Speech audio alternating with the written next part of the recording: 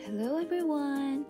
Dahil nga clear ang sky at medyo warm weather, pupunta nga kami niyan malapit sa dagat, manonood ng sunset. At ako nga ang driver ngayon. Naniniwala na nga ako sa kasabihan na basta driver, sweet lover. Ano daw? Bago nga kami umalis niyan, bumili muna kami ng kape.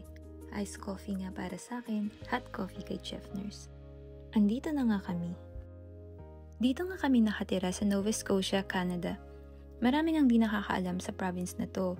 Every time na may magtanong kung saan kami sa Canada at sinabi namin Nova Scotia, sasabihin nila hindi sila familiar sa province na to. Ang Nova Scotia ay nasa east coast ng Canada.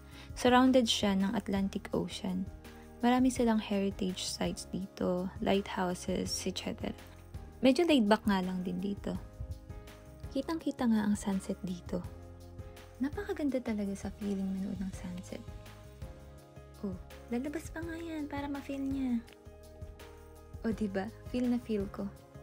Feel na feel ko ang hangin, napakalakas. Sinamahan pa nga ako ni Chef Nurse niyan para daw ma-feel din niya. O diba, feel niya din?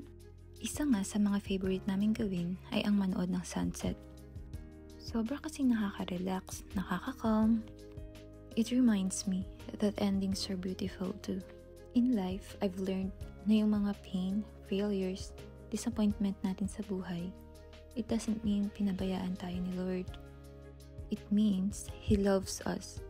Nilalayo niya tayo sa mga taong sasaktan tayo or yung mga failures natin, disappointment, way niya yan for us to become a better version of ourselves.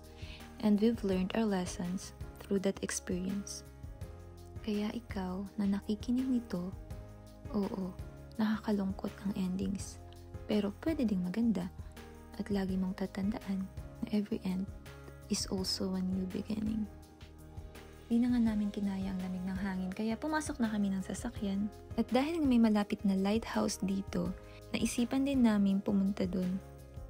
Dito na nga kami, nakasindi na nga din ang ilaw ng lighthouse. Nakaka-relax nga dito. Kita nyo naman ang view, ang ganda-ganda. Gusto nga namin sana tumambay dyan, kaso napakalamig pa nga talaga. Hanggang dito na lang muna. Thank you for watching!